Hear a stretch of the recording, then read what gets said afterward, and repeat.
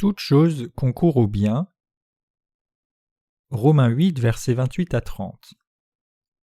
Nous savons du reste que toute chose concourt au bien de ceux qui aiment Dieu, de ceux qui sont appelés selon son dessein.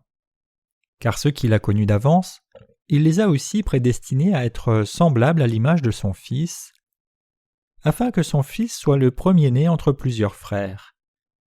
Et ceux qu'il a prédestinés, il les a aussi appelés, et ceux qu'il a appelés, il les a aussi justifiés, et ceux qu'il a justifiés, il les a aussi glorifiés. Aujourd'hui, nous considérerons ce passage de chapitre 8 de Romains. Il est dit que Dieu nous a prédestinés, appelés et glorifiés, nous qui sommes en Jésus-Christ, le Fils de Dieu. Nous parlerons de cela et également de la façon dont les gens ont tendance à comprendre la doctrine de la sanctification incrémentale. Romains 8, verset 28 dit « Nous savons du reste que toute chose concourt au bien de ceux qui aiment Dieu, de ceux qui sont appelés selon son dessein. » Nous devons réfléchir à qui sont ceux qui aiment Dieu. Toutes les choses ont-elles vraiment concouru au bien? Dieu l'a dit. Au début, avant que Dieu ne crée les hommes, il avait le projet de faire de nous son peuple selon son dessein, et il l'a fait pour de bon en Jésus-Christ, son Fils bien-aimé. Nous devons nous rappeler qu'au jardin d'Éden, il y avait l'arbre de la connaissance du bien et du mal. Pourquoi Dieu a-t-il planté cet arbre? Il aurait mieux valu que Dieu ne plante pas l'arbre de la connaissance du bien et du mal dès le départ. Beaucoup de gens s'interrogent sur ce point. Mais là était le dessein et le plan profond de Dieu. Dieu a créé les hommes pour qu'ils soient à son image. En fait, l'humanité n'était en rien différente du reste de la création jusqu'à ce que nous recevions la justice de Dieu. Pourquoi Dieu a-t-il planté l'arbre de la connaissance du bien et du mal? Nous devons savoir pourquoi Dieu a ordonné à Adam et Ève de ne pas manger des fruits de l'arbre de la connaissance du bien et du mal. Quelle en était la raison? C'était pour garder les êtres humains sous la coupe de la loi de Dieu et faire de nous ses enfants en nous rachetant à travers Jésus-Christ. Toute la justice de Dieu est cachée dans la parole, toute chose concourt au bien de ceux qui aiment Dieu.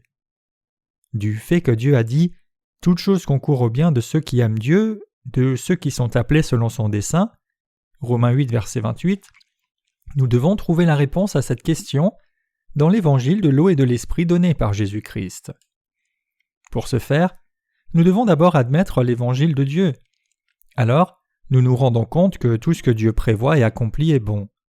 Mais pour comprendre cette vérité, nous devons naître de nouveau par la foi en l'évangile de l'eau et de l'esprit. Nous devons chercher la réponse dans l'évangile que Dieu nous a donné. La raison pour laquelle Dieu nous a créés, a planté l'arbre de la connaissance du bien et du mal en Éden, a permis à Adam et Ève d'y goûter, et nous a fait connaître la loi, était de faire de nous ses propres enfants.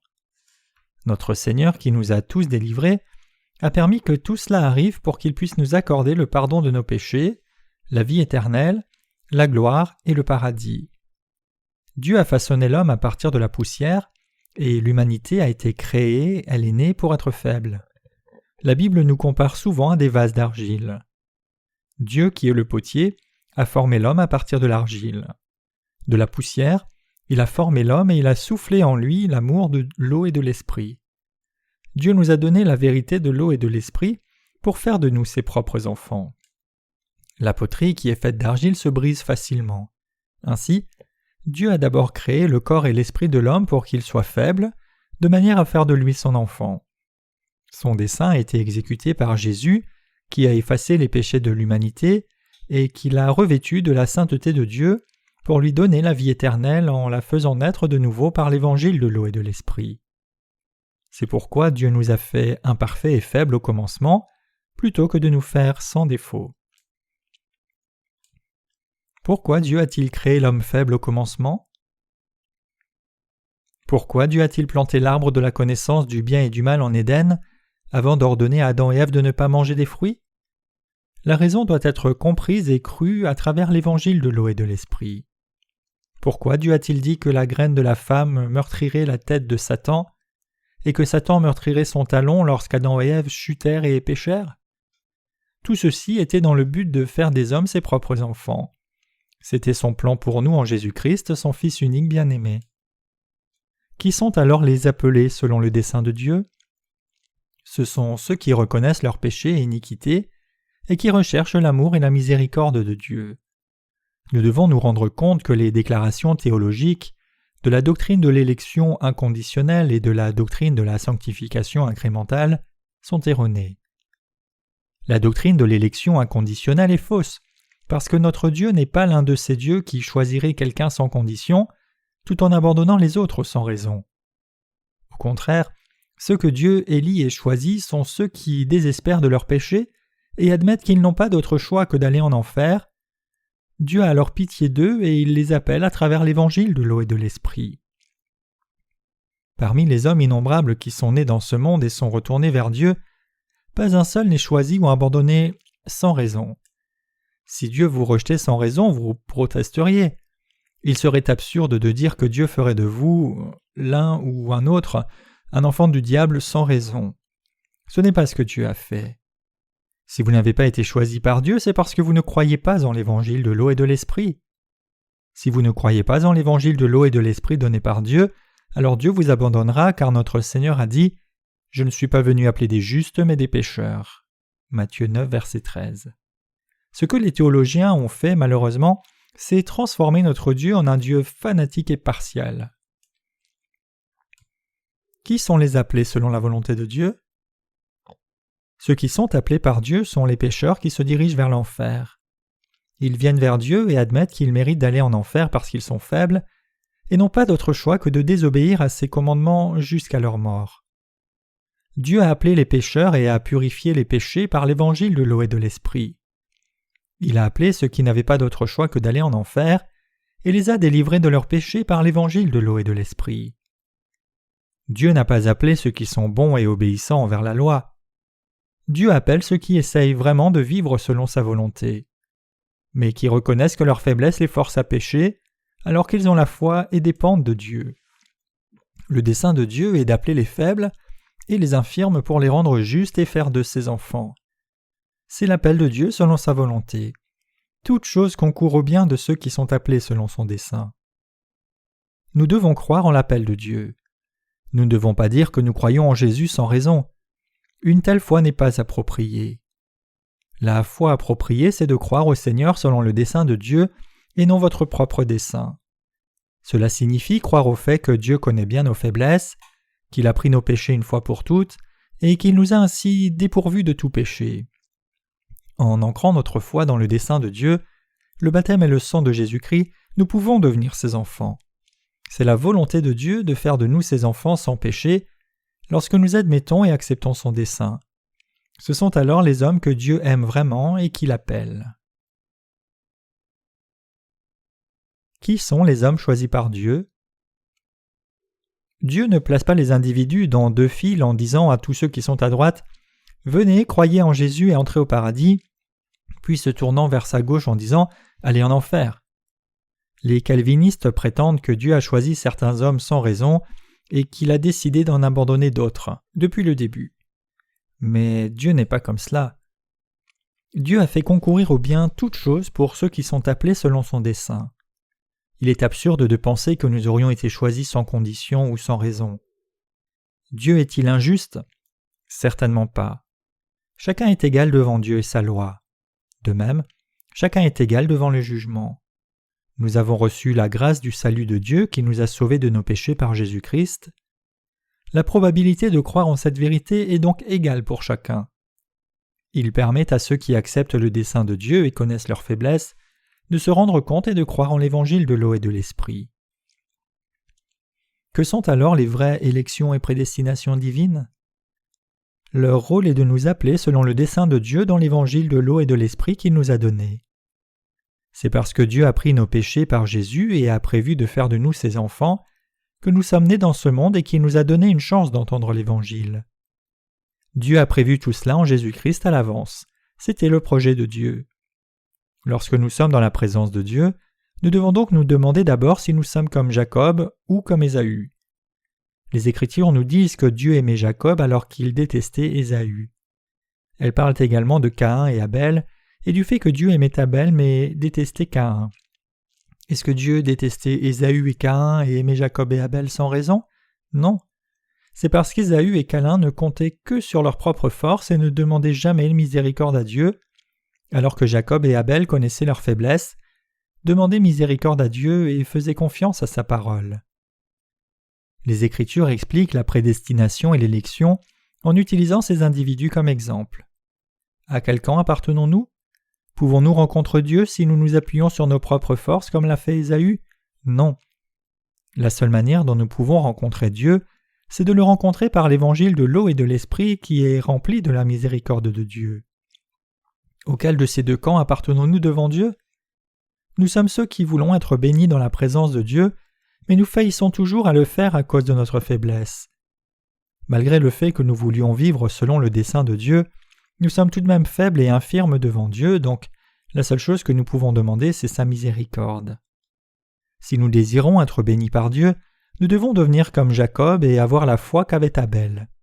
Nous devons accepter devant Dieu le fait que nous sommes faibles, infirmes et lâches. Le psaume 145, verset 14 dit « L'Éternel soutient tous ceux qui tombent et il redresse tous ceux qui sont courbés. » En vérité, tout le monde s'incline dans la présence de Dieu. Nous n'avons aucun courage. Nous faisons des compromis pour le bénéfice le plus maigre. Nous sommes serviles. Nous pouvons parfois avoir l'air courageux, mais cela ne dure qu'une seconde. Si nous regardons attentivement nos vies, nous voyons aisément à quel point nous sommes serviles. Nous nous soumettons aux forts et même à des êtres mensongers qui nous conjurent de rejeter la vérité. Mais Dieu a appelé les serviles pour les aimer et leur donner le salut en Jésus-Christ, puis il a fait d'eux ses enfants. Nous devons nous rendre compte à quel point nous sommes faibles et pécheurs de manière à être aimés par Dieu. Nous devons nous demander si nous pouvons vraiment obéir à la loi dans ses moindres détails. Nous devons alors nous rendre compte promptement que nous ne pouvons pas garder la loi, et de ce fait nous ne pouvons vivre une vie parfaite. Si j'étais parfait, je n'aurais pas besoin d'un sauveur. Si nous étions parfaits, pourquoi aurions-nous besoin de l'aide et des bénédictions de Dieu? C'est parce que nous sommes si faibles devant Dieu que nous avons besoin de ses bénédictions. Nous avons besoin de sa miséricorde. La compassion de Dieu à notre égard est si forte qu'il a envoyé son Fils unique bien-aimé et lui a fait prendre sur lui tous nos péchés pour les effacer. Et Dieu, pour le péché, a rendu le jugement à Jésus à notre place pour que nous puissions être délivrés du péché. C'est en cela que nous devons croire. Ce n'est qu'avec cette foi que nous pouvons devenir les enfants bien-aimés de Dieu. C'est grâce à cette miséricorde que nous sommes vêtus de son amour et non par nos propres efforts pour atteindre notre propre salut. Malgré le fait que beaucoup de chrétiens enseignent et suivent les doctrines de la prédestination et de l'élection, ils sont inquiets à propos de ces doctrines. C'est parce qu'ils se demandent constamment s'ils ont été choisis par Dieu. Ces deux doctrines constituent près de 90% de la théologie calviniste.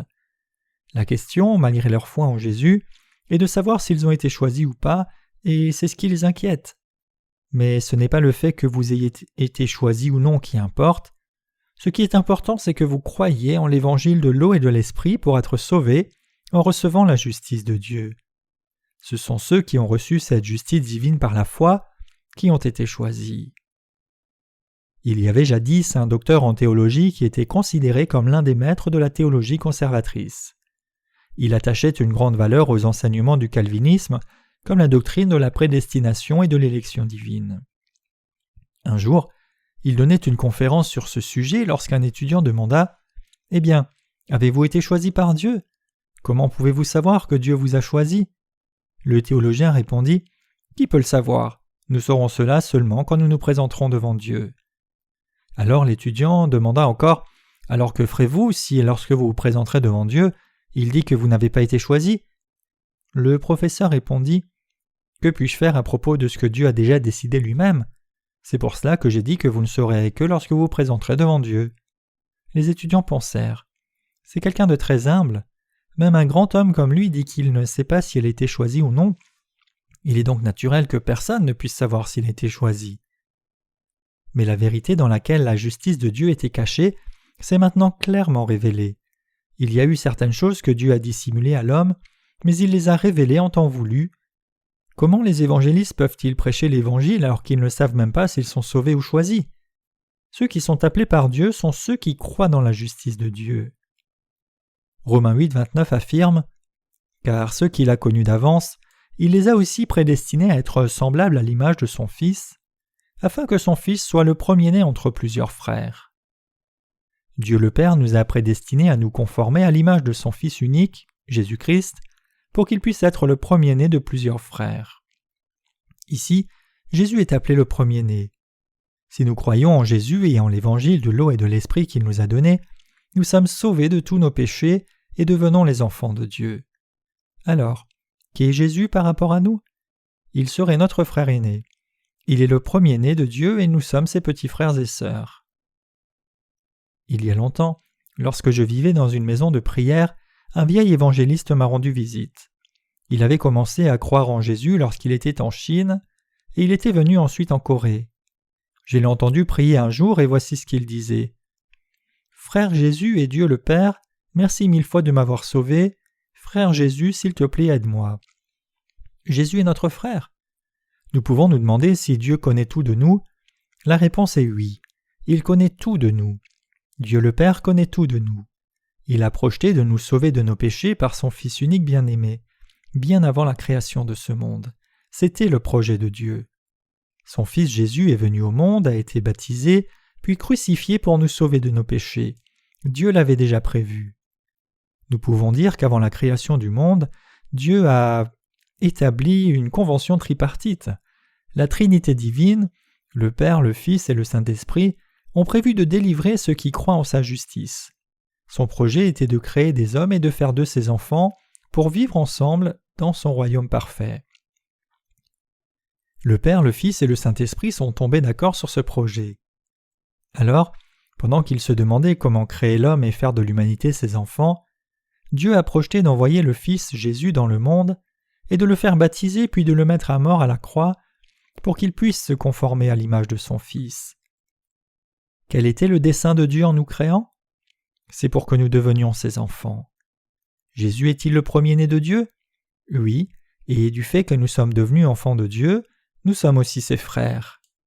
En vivant sur cette terre pendant 33 ans, Jésus a fait l'expérience de toutes les faiblesses et infirmités humaines. C'est pourquoi nous disons lorsque nous prions « Jésus, je suis si faible, je suis comme cela. S'il te plaît, aide-moi et protège-moi. Adoucis le cœur des hommes pour qu'ils acceptent ta parole. Veille sur eux, fais leur grâce et aide-les. » Le Seigneur entend et répond à nos prières. Prier Jésus et prier Dieu sont équivalents.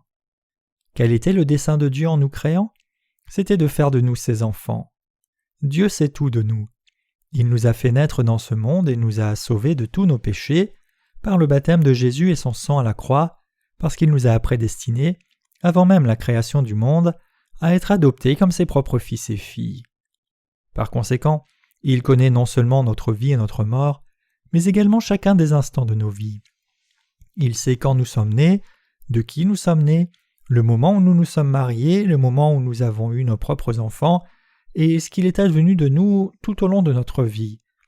Dieu, qui sait tout de nos vies, nous a donné l'évangile de l'eau et de l'esprit pour que nous puissions croire en Jésus et devenir les enfants de Dieu. Dieu nous connaissait à l'avance et nous a prédestinés. Romains 8, verset 30 affirme « Et ceux qu'il a prédestinés, il les a aussi appelés, ceux qu'il a appelés, il les a aussi justifiés, et ceux qu'il a justifiés, il les a aussi glorifiés. » Je ne dirai jamais assez combien il est important pour nous de comprendre et de croire ce passage. Beaucoup de gens utilisent ce verset pour soutenir la doctrine de la justification incrémentale.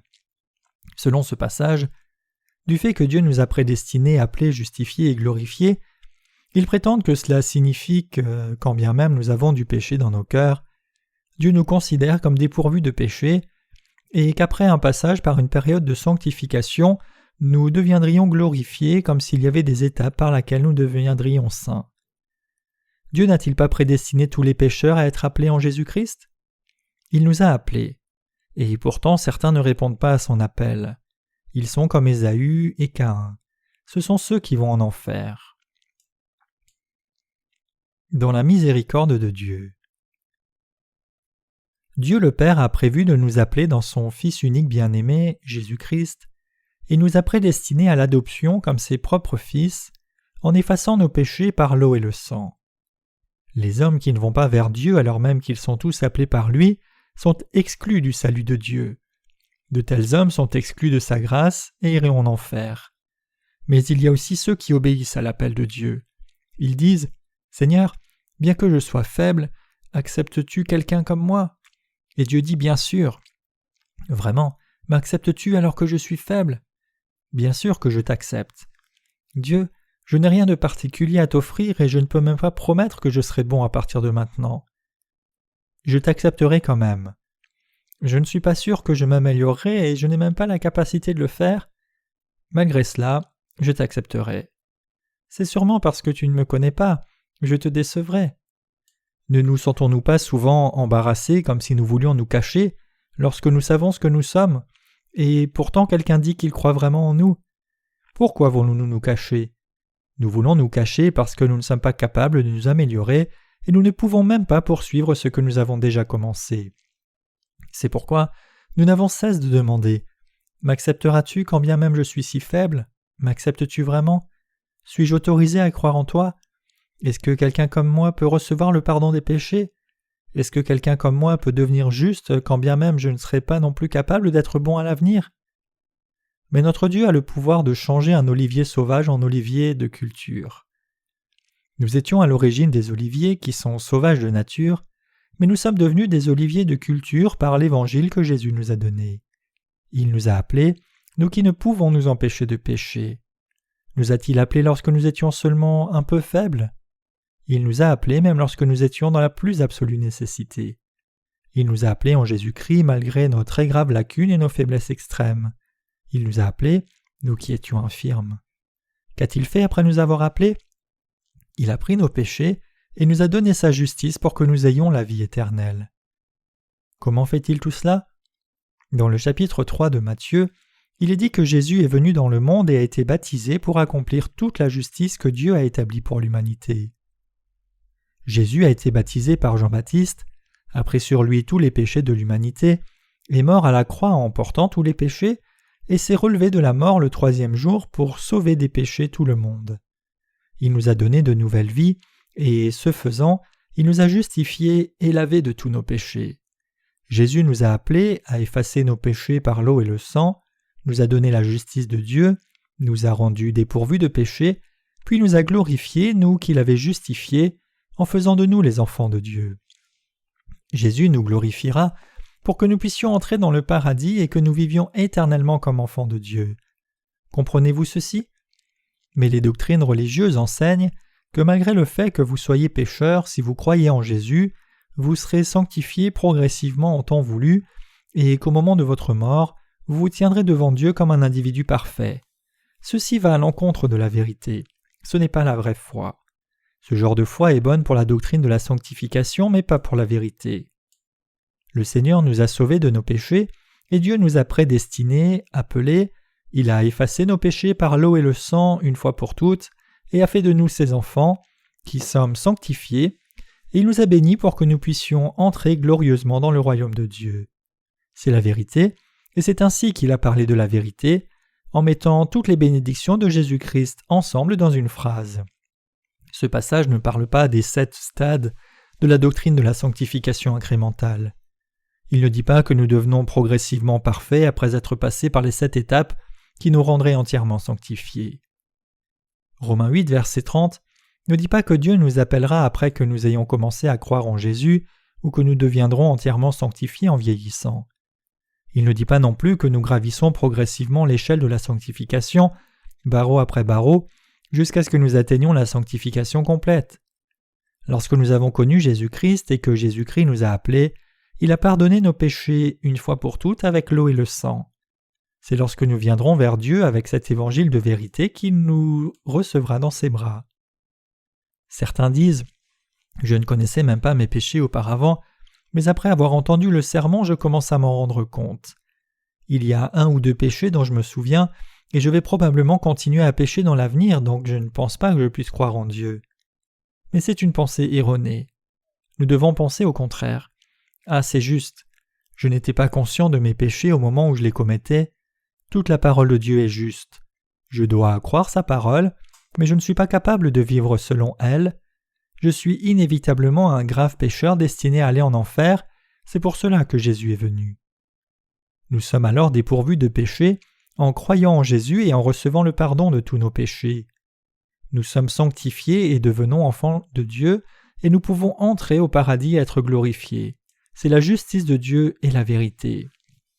Dieu nous a prédestinés, appelés, justifiés et glorifiés. Vous pensez peut-être que la doctrine de la sanctification incrémentale a raison en vous disant « Je vais changer progressivement et devenir un individu sans péché ». Mais vous devenez justifié et sanctifié d'un seul coup au moment où vous croyez en l'évangile de l'eau et de l'esprit. Votre cœur ne change pas par étapes. Votre cœur devient sans péché d'un seul coup, et c'est votre foi qui grandit progressivement à mesure que vous croyez la parole de Dieu et son Église. Notre foi grandit progressivement à mesure que nous sommes nourris de la parole de Dieu pour atteindre finalement un stade où nous pouvons même enseigner d'autres. Mais l'assertion selon laquelle nous deviendrions enfants de Dieu après être devenus plus parfaits et moins pécheurs n'est pas basée sur la Bible. Nous sommes sanctifiés et sans péché d'un seul coup. Est-ce que Dieu nous a appelés selon sa prédestination en Jésus-Christ? Oui, il nous a appelés en Jésus-Christ et nous a rendus justes et dépourvus de péché. Dieu nous a justifiés et nous a dépourvus du péché par Jésus-Christ. Il nous a reçus comme ses enfants et nous a glorifiés pour que nous entrions dans son royaume. Nous sommes devenus justes d'un seul coup en croyant au salut de Jésus-Christ qui a accompli la justice de Dieu. Nous avons été bénis parce que nous avons obéi à l'appel de Dieu et nous avons cru au fait que Jésus a lavé tous nos péchés pour faire de nous, malgré nos faiblesses, les enfants de Dieu sans péché et justes, le peuple de son royaume. C'est pourquoi la doctrine de la sanctification est erronée. Elle est absurde. La Bible nous dit clairement « Et ceux qu'il a prédestinés, il les a aussi appelés. Ceux qu'il a appelés, il les a justifiés. Et ceux qui les a justifiés, il les a glorifiés. » La foi grandit progressivement, mais le pardon des péchés, le fait de devenir enfant de Dieu et d'entrer au paradis, tout cela arrive une fois pour toutes. Le croyez-vous? Nous avons pu devenir enfants de Dieu en croyant dans l'évangile de l'eau et de l'esprit. Dieu a sauvé nos vies sans valeur de tous nos péchés par la grâce de l'eau et de l'esprit. Avons-nous fait quoi que ce soit pour Dieu de manière à être sauvés? Avons-nous contribué au fait de devenir justes? Nous n'avons rien projeté et personne ne décide de croire en Jésus avant sa naissance. Y a-t-il qui que ce soit qui décide de croire en Jésus alors qu'il est dans le ventre de sa mort? Nous avons entendu la vérité de ceux qui prêchent l'évangile de l'eau et de l'esprit, nous nous sommes rendus compte que c'est la vérité, et nous nous sommes dit « Je n'ai pas d'autre choix que d'y croire, un pécheur comme moi doit y croire ». À partir de ce moment-là, nous avons commencé à croire en l'évangile de l'eau et de l'esprit, avons reçu le pardon de nos péchés, et nous sommes devenus les enfants de Dieu. Seuls les justes sont les enfants de Dieu. Dieu les glorifie pour toujours avec les richesses éternelles et les honneurs du royaume du paradis. Voilà ce que signifie être glorifié. Dieu a donné ses bénédictions aux croyants qui acceptent l'évangile de l'eau et de l'esprit. Louons le Seigneur.